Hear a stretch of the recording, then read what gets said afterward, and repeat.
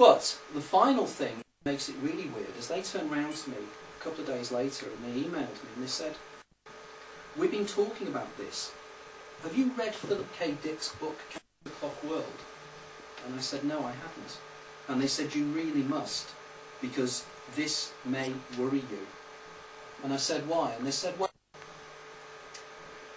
Philip K. Dick wrote this book in 1961, but he was still showing effects of his abilities and what he was perceiving in terms of the world. And in my book, I suggest a radical new theory regarding life after death. And my name, as you all know, is Anthony Peake. In Counterclock World, Philip K. Dick has a character who suggests a radical new theory regarding life after death. This guy's name is Anarch Peake. Now, if he was getting messages in some way that were getting confused with dissonance or bad sounds, I can't think how he could have got the name any closer if he tried. Now, I don't know what the hell that means, but it sends shivers up my spine. Because these guys were going on about coincidences, and they turned around and they said, "Your book is going to be profoundly important. You need to get out there." I've now got people, I was explaining this, I've now got people wanting to give me money. They don't want me doing what I normally do, because they're saying, "It's important. You need to do something." And I'm going, "But why?" And they're saying, because there are certain similarities with certain things that you're putting forward. And I'm discovering when I do talk after talk, there was an example that's come out recently, which completely blew my mind. And this is a real true story, and again, it's on my blog site, because the person who happens to put it on the blog site. She is a world-famous medium, this lady. I know who she is, and she's on my blog site, but I'm not telling anybody because she blogs under a pseudonym. She contacted me 4 weeks ago, because she'd gone down to London to do an interview for the BBC.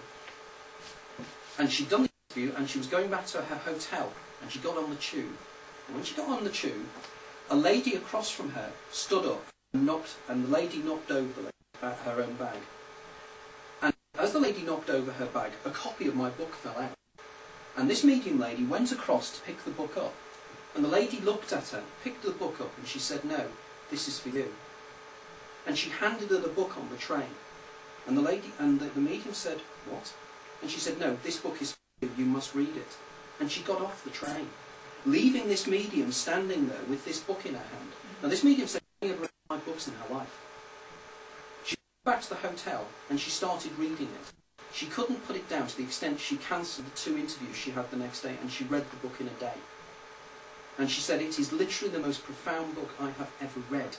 And she said, "Because it explains my mediumship."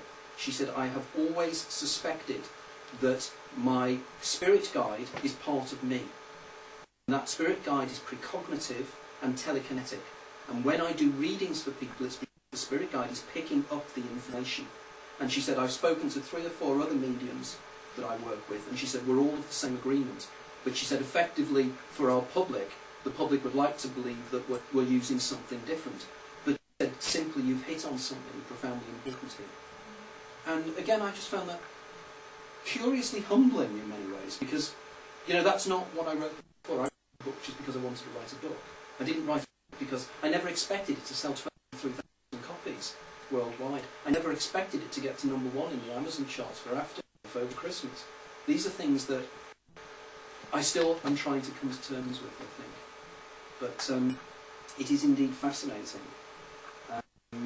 And now with learning about other people and other writers and other individuals, I realise there's a considerable amount of synergy between my writing and other people's, and I'm finding it continually. And I just find it absolutely fascinating. And Eugene's work, I've started reading up, and I'm finding a considerable amount of synergy between what I'm saying and what Eugene is saying about the film. I'm particularly interested in your questions, because it's making me rethink some of the elements of my theory to bring them in. Now, it's only early days in terms of Eugene's stuff, but I've listened to 3 or 4 of his interviews, and I've now started reading.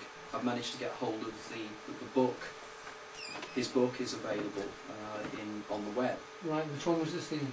The one that deals with his major theories about human personality. I've got a copy of some of it here. Right. But I started reading it, a couple of days ago. And again, that is absolutely fascinating, because what I find is there's an awful lot of his theories that reflect the theories of David Bohm, and the idea of implicate order at the lower level, where everything relates. And I love the idea of consciousness becoming conscious and becoming self-aware, because that in many ways is almost a parallel to my and the same kind of idea. So the synergy is there. And I'm really excited now to read more.